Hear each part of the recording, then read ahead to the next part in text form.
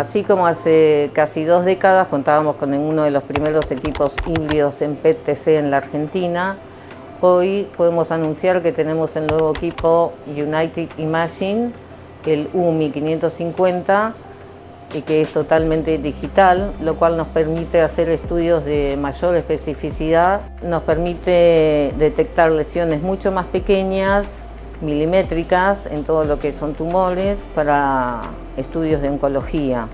También contamos con estudios de neurología y cardiología, en el cual tenemos todo un equipo de cada especialista. ¿Para qué nos sirve el equipo digital? Mucho más confort al paciente con los tiempos, es un estudio que se hace mucho más rápido y fundamentalmente también que tiene menos radiación hacia el paciente.